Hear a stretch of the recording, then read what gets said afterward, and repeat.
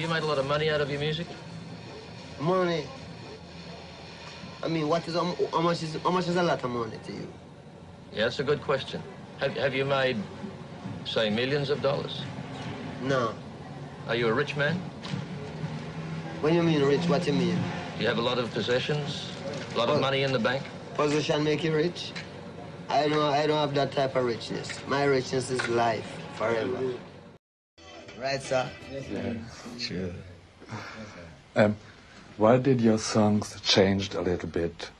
To me, your songs changed from ghetto music earlier on to African music now. I think your last album, Survival, was an African album. Well, wherever there is oppression and suffering people, the masses of the people, wherever it's called the ghetto. As you know, Africa is a mass of people that go through international oppression, you know. So it's ghetto music all the way. But, you know, it's for everyone, not for anyone special. This message is for everyone. For even if the people in the West see the justice that should be handed down to the people in Africa, then all the justice come, whoever he is, then justice is justice, you know, and music don't change. In your songs, you often refer to the Bible, but many of the young people who are coming to your concert don't believe in the Bible anymore. Because the way they've been taught about the Bible, that is not the way of the Bible. You know what I mean? Because if I was living in that world where the everyday interpretation of the Bible go on, then I would have eaten the Bible too. But now that we have found the right way of the Bible, then the Bible is to be loved, because the Bible is a record of man creation. It's the only book it's the only book can show you where mankind began without any prejudice or anything like that, any boastiness, pride or anything. It just have how it go, and that's it. Mm-hmm. Well, all the Christian people, not even the Christian, all the people who go to churches interpret the Bible and the preachers them. That is not the right way. Because the greatest thing is that life. See? It's life. Life I deal with. If the preacher read the Bible and tell you that you have to die to go to heaven, then he's not reading the Bible. Because the Bible tells you you have to live in a heaven. You don't die and go to heaven. You have to live in heaven. You know, a lot of places on earth could be. But Africa is our heaven. Because that's where we come from. You know, maybe if it's a Swiss, maybe if you're from Switzerland and the people know God, then maybe you could live in peace, unity, harmony, you know. But, you know, people are stubborn on this earth because of material vanity. How big is the influence of the Rasta communities in Jamaican culture and politics today? And perhaps you can give some examples. Well, you know, as Rasta, we're dealing with not politics, but our own tradition from creation, from the root of mankind. So we as Rasta now, we return to our roots, which is God, you know. So, and as you know, politics divide and rule. Politics don't show people God. Politics tell you that somebody can do something fair, you know.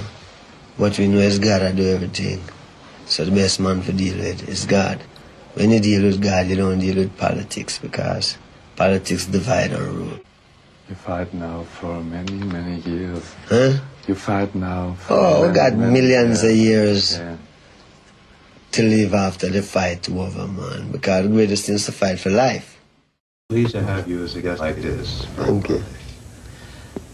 How did it all start? Had music always been a part of your life from when you were a little boy? Yeah, you know, growing up musical family, grandfather, mother, uncle, sister, Pete, everything. What part of Jamaica? St. Anne, you know. Yeah? It's in the country. What town? A town called Rodnall. It's not well known, you know. It's a little place up in the hills, you know. Yeah. How big is your family? Well, my family is really a big family, you know. Malcolm, them family name is Malcolm. It's plenty. That's a good name. Yeah. When did you begin to get involved in music, really? About 1958. Doing what? Well, we were always interested in music, but that time I was learning trade, you know, and meet up some guys who can sing. One named Desmond Decker. And so we started out from rehearse together and thing, you know. And then one day we went away, do some recording, then I fell after. Mm-hmm. You weren't doing the same kind of things then that you're doing now. What kind of music was it in the beginning? That music was ska. Ska music, yeah. Well, how does ska differ from reggae? Ska is different in sound, different in style, different playing, you know. Mm-hmm. Ska is a more quicker music than reggae. No relation? Yeah, it's almost the same music breakdown for go much slower, you know. Same root? Yeah. Uh-huh. It's almost the same music, yeah. But only say now, if it was playing at 33, I'd play at 7.5, you know. Get it more. That's a good analogy.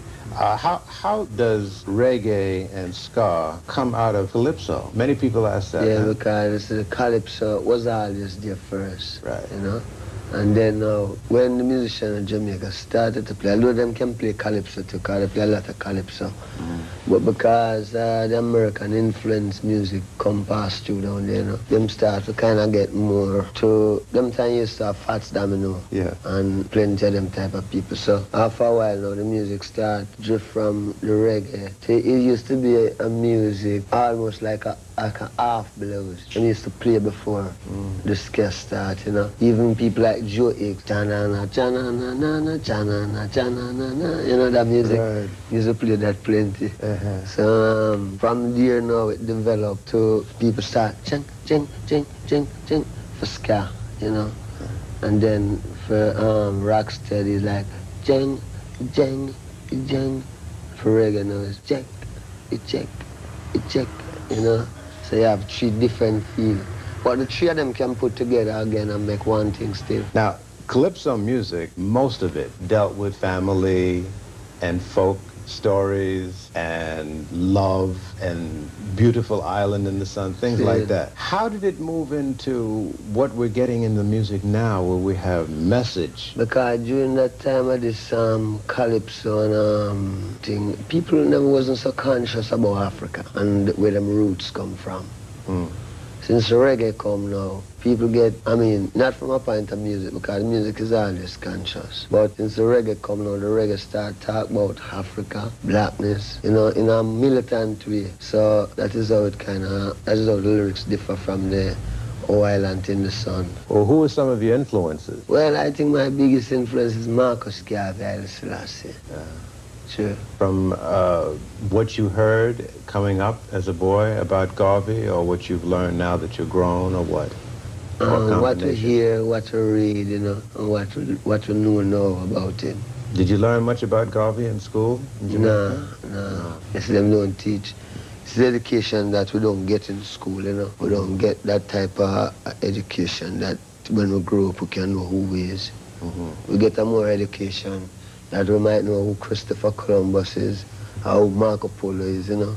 But we never really know who Marcus Garvey is, who Haile Selassie is, how any black man is. Were you born as a Rasta, or how did that evolve? Well, where I figure now I was born, you know, and when born and growing, there was a certain amount of consciousness in myself that, you know, it was always a lonely world, not finding people who might think like me, you know. Yeah. Not to say that I think so different, but because this consciousness about God and the people who come from is more Christian, you know. We always try to do, like, try to stand up not right. But we used to find out now that one church quarreling against the next church, and I figure I never want any of that, you know. I never want to really enter into the thing where this one I fight against that one and everybody talking about God still. So after going on and coming up, you know, the thing that was there get more stronger, come to Kingston, meet some more people. Them people is Rasta. You talk to them and find out it's the same thing I have inside. It's the same thing. How old were you when this started to happen? This is about 17, 18, you know. I find out that the same thing when I deal with, the same thing where the Rasta man talk about. So that is how I could identify myself as a Rasta, by not changing, you know. Now, what happened when you went back home and told your family what you had found? Oh, I never have a home to go back to. No? No. Where we from, everybody gone, you know. Everybody gone. Everybody living in America, some living in Kingston, everybody gone. So never really have a home, not that much, although we used to have a home before grandfather died, you know. But after grandfather died, everything get crashed. So, you know. So you came to Kingston and that's where it began to happen? Yeah. Where did you live in Kingston? What part? East. I call it East Kingston. Out near the east. Yeah. And then we go up a place named Oxford Street, you know, down to Spanish Town Road, down to then up to Trenchtown. Yes. So for a long time, things were kind of lean. Well, yes, things was kind of lean as can. It leaves to what is your expectation anyhow, do you know? To me, it was lean, but I could stand it because coming from a country where you learn to do things like you don't learn to depend on family and all of that, you know. You go out and you plant your own corn and you watch the corn grow. When corn grow, you pick your own corn, you know what I mean? Yes. All of them fruits on them tree, you can get them, you know? So it's a little different though in town. Yeah. You know, you got to do different things to eat, eh? Well, when you're in a city, it's a whole different ball game, you know? Right. People have to go to work, catch the bus. You know, the country all day, you go for the donkey, and you ride the donkey to the farm, and you're cool, you know? Right. In the city, people also catch the bus, go to work, get off of work, come back home, you know? So it was a different thing up there. I know a little bit about Jamaica, and I understand in Kingston, Trenchtown is a rough part of town. How did you survive? Well, while living in Trenchtown, you know, as a young man, surviving was easy. The only thing you'd have to really look out for was the police, you know. Because the police could just get you, frame you, you go to prison, and because you come from Trenchtown, you know, Trenchtown's, from them say, where you from? It's a Trenchtown, you're gone, you know. You get shipped out. You know, a lot of people are confused about what a Rasta really is and have a very negative image of the Rasta. Tell us what a Rasta is. See, Christ promised that he will return within 2,000 years, you know, and him say, when him come, him will be the King of Kings, the Lord of Lords, the conquering Lion of Judah, through the lineage of King Solomon and King David. Now, my life have great meaning to me, so I really search to find out if God is here. When I search, I look in Ethiopia. I look all about, looking at Germany, you know, because I'm not prejudiced. I look for God. I look in Ethiopia, I say, one man stand up with these names, Emperor Haile Selassie, name King of Kings, Lord of Lords, conquering Lion of Judah, through the lineage of King Solomon and King David, written in the Bible. One of my things is that the Bible, them say that King James edit the Bible. Now, my understanding is that King James edit the Bible, I don't think he would edit it for the benefit of black people. So when the revelation turned out that Haile Selassie is the King of Kings and the Lord of Lords, coming straight through the lineage of King Solomon and King David, then, you know, we really know that this is the Christ return. Because we know in this world, yeah, when the white man edit it, he wouldn't edit it in our behalf. You know, he would have more edited to make it look like England going to be the big thing. But in the last days, they'll prove out that is Ethiopia, Haile Selassie, you know, and Haile Selassie's name is Rasta. So we are called Rastas, you know, called by his name. And then it's a lot of things. We go as far as saying, him say when him return and you call upon him, now this is God. Him say when him return and you call upon him, your mother and your father will forsake you. Now, we know that if you call upon the Catholics, them embrace you. If you call upon the Church of God, them embrace you. Any religion you call upon, you might get embraced. The only religion them push you off from is Rasta. But that does make the truth more real, because them say, when you call upon my name, your mother and your father will forsake you. And that is why today you hear Rasta get so much bad name. It's not because Rasta do anything bad, but it's because how the prophecy go with it. When if your mother and your father will forsake you, just imagine people who don't even know you. You know what I mean? Well, in most religions, you go to church on Sunday, and you may go to a Bible class once or twice during the week, True. and that's it. Yeah. Is it pretty much basically the same in Rasta, or is it more involved? No, what we say no, we say that the man is a church. The Bible is there. But what we find out now is that a lot of people read the Bible, but them don't understand the Bible because the approach to the Bible is wrong. I mean, there's no way you can read a book. You just take up a book and just read it in the middle and figure you can find out what was happening from the beginning to the middle. The Bible is a whole book with a whole tradition in it. And from them read to Genesis to Revelation, the whole truth of the whole straight road with the overstanding is there. You know? So it's not to say, well then, we just go church and do like the other Christian. We know that the man is a church, you know. Because you see, you just can't overthrow the truth, you know. We, our people, have our roots. When we search for it, we find it in a Rasta. Because we don't see, there's no other way. We don't see no other way. It's Rasta, we find the roots in it. How do you handle fame? I handle fame by not being famous. Come on, you know you're a famous man. No, I mean, you know, not to me. No? Not famous to me. Some people get drunk off of fame. See, I learned from we was coming in, from I just started music, you know, the people them want me. Them show me say, hey, this game is a game where if you don't mind sharp, you lose your consciousness. So the only way you can lose your consciousness is because if you figure say you're getting, some people say rare, your head might get swell. Right. And if your head swell, that's it. So, you know, we don't keep my head in a bandage that it can't swell. True. How do you handle the women that come at you in droves? People have visions of women beating down the door to get at Bob Marley and grabbing clothes. Is it like that? No. No? No. Woman easy, you know.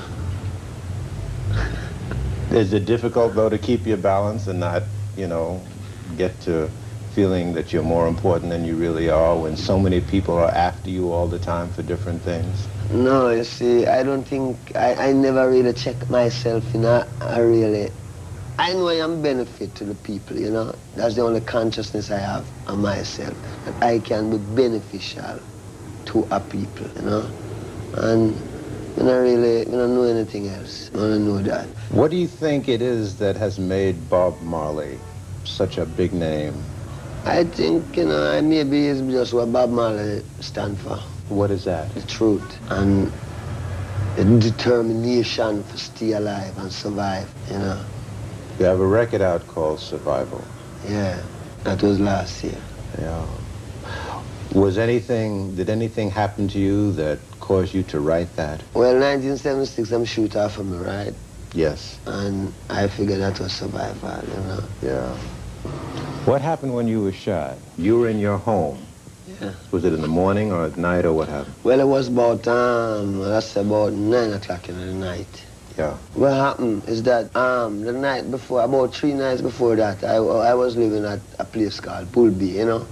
And I went to about 3 o'clock in the morning and get some sleep. And then I was in a lot of gunshot, you know.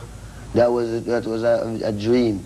I was in a barrage, a gunshot, but when it all over, you know, it's like I never really getting a shot. But I see my mother get shot, you know, the vision show my mother get shot in her head. And what happened is like the vision said, don't run. You know, it's like, you know, all of this gunshot is like something that the vision said, don't run, stand up. So when the gunshot started firing on Hope Road, the first thing come back to my mind was the vision. And all I could remember is that the vision said, don't run. And so me have to stand up, you know. And, you know, them fire until it was tired of fire, and then two is not really a lawful gun battle. Man start to run and it ease up, you know. Where were you hit? Eh? Where were you hit? Me? Yes, sir. Yeah. Went right through? Or just skinned No, it? them said lodge inside there. Yeah? Yeah. You never saw the gunman? Well, at that time, no. But you know who did it? You ever know that? Were they caught? No, but I don't court the police. It's just, you know, one thing. You have a record company now. Yeah. Why? Oh, you know, a long time we always have a record company. What we have now is a recording studio. When we go into the studio to work, it was a lot of hassle. I mean, we're Rasta, you know. Some people don't want a Rasta in them studio. No, if you stop all of this, you have to make one. Because, you know what I mean, a man might say, don't you say Haile Selassie are God? Well, you know what I mean, go and build your own studio. You know what I mean? So, all right, Haile Selassie is God, and we're going to build a studio, you know. So, you know what I mean, and that's how it go. Them things come through sabotage and through pressure. If everything was nice, maybe we wouldn't have to build a studio. But, you know, it's just a tricky place. It's not everyone really have that humanitarian feeling. Some people just deal with, them don't even know what I'm dealing with. What's ahead for Bob Marley, do you know? Do you have an agenda or a master plan? Well, I feel ahead for I and I is the unity of Africa. And then when the unity of Africa come, then people will really understand, say, you know, there was something in this thing. There is something in it. Do you think of yourself more as an African than a Jamaican? Yeah, because one of the main things is that we're Rasta. From you accept Rasta, you become an Ethiopian, which is Africa. Next thing again, the history of Jamaica shows that the Arawak Indian was living there, and it belonged to the Arawak Indian. Now, our history shows that through slave business, black people come out of the Western thing, you know? So we still figure, say, Africa is a root, you know? And this is where we must return to.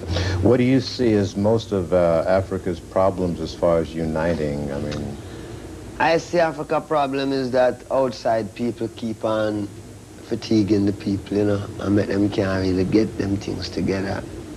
You know, if it's not this superpower, it's that superpower. But Africa is only a place which part of music exploit, you know. Nobody no really. Africa's so rich that it become a man just go to Africa, steal out what he want to steal and carry back in a film country. And Africa stay there like, you know, we're Africa ready. Garvey used to say Africa for the Africans. Is that how you feel? Yeah, Africa for Africans, a woman abroad, you know. True. Will your home base though always be Jamaica, or someday would you like to live in Africa? No, someday going to be in Africa. Yeah. Maybe we up in Jerusalem, you know what I mean? And then Bible land. And what do you think lies ahead for Jamaica? I think what lies ahead for Jamaica is that Jamaica is a beautiful island. The best thing Jamaica could have been is just like how England owned Jamaica. Jamaica must make some part of Africa own Jamaica. You know what I mean? And it work more nicer. I mean, you know.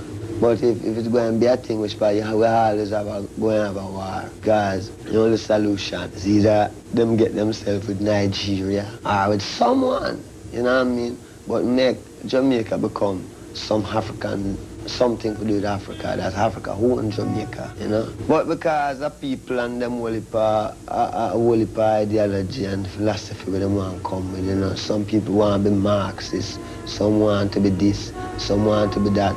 And nobody don't, and plenty of people don't want to be with them is. And where them is African.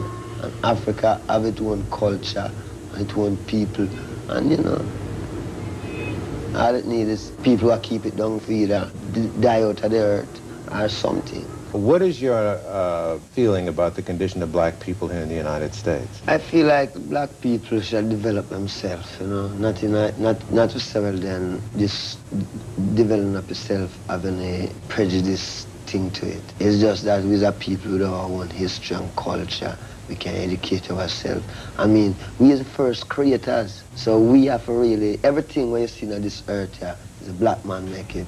And I'm saying that the white man don't make some, but all wisdom comes from the black man. You know, a lot of young viewers look up to you and are going to want to hang on every word and every syllable. Do you have a message for young people? Well, you know, the whole thing again is to really check out the truth of Rasta and don't make like follyism. Don't make it check it out. And don't get too busy that you can't check out the truth. Because the truth is there. And Africa awaits its creators. And we know that the people in the West, head-wise, is them ready, you know. Them have to learn, come learn. What I'm learning in the West, them have to carry it home to them people, make it be a benefit to the people. Because, I mean, how long must the black people suffer? And these are people, you know? And then we have our own culture, we have everything. We don't short anything. We have everything. Plus we have a land that no one is living there. And we must go home to it. And when you go home, you can build all of these big buildings if you want. I mean, if you miss a city, build a city. You know what I mean? If you want a car, you can get a car. I mean, I don't see the big thing. One time America was, you know what I mean, maybe used to have lots of all what I call it, all sort of thing I walk through. Africa is a peaceful place. Then we want to fool black people, but it's a jungle and blah, blah, boom, boom. Where have you been in Africa besides Ethiopia? Zimbabwe. Oh, yeah? Yeah, Gabon. How did Zimbabwe strike you? Well, you know, Zimbabwe nice, man. Zimbabwe really nice. I mean, you know, it's like a paradise in a place. You know, when you go in and see it. Beautiful. How did the people react to you? People is great, yeah, people good. You know, them places when you go and you see how the people, how the land set up, you see people living. You see a man having a mouse on a nice piece, and then the whole thing about it, the climate, you can go out all the while. You know what I mean? The climate nice outside. If you want to look upon a few lions and things, you can walk and go. And if you want to see some things that man never make, but it look like somebody make it, that's all Zimbabwe too. Because I go in a place and I see some stone farm, where I know it's not the man make it, but the weight farm, you know, is higher than something. It's really been a pleasant and informative experience talking to you, Brother Marley. Nice. I thank you for your time. I agree. Wish you well. Rasta. And fatherless. We never know my father. My mother worked 30 shillings a week to keep me go to school, right? We don't have education, we have inspiration. Spiritual music, you know, till it get more revolutionized. Music is a people music, you know, reggae music is news. It's news about your own self, your own history, things that you wouldn't really, they wouldn't teach in a school. That is the future, Rasta is the future. See? Yes. I don't come to bow, you know, I come to conquer. I don't come to bow, I come to conquer. I don't really have no ambition, you know. I only have one thing for what I really like to see happen. I like to see mankind live together. Black, white, shiny, anyone. You know what I mean? That's our world politics is just things to keep the people divided and foolish and put your trust in men, you know, when none of them can do nothing for you. Because if you don't have no life, you don't have anything, you know. So even those who are the big politicians, they must find Rastafari. Because my right is my right, like my life. You know, all I have is my life. Bob, keep on talking to the people. They might never hear your voice again. Keep on talking to them for a little while until you're cool, man. When you see the people have a voice inside of them that talk to them, you know. That is the voice that these people must listen to. Because in everything you're going to do, there's a wrong way and a right way. And if you listen good, you will know the right way. True. You know? Because there is a voice inside talking to everyone. See? True. See? I am not the angel of death, lady. I am the child of life.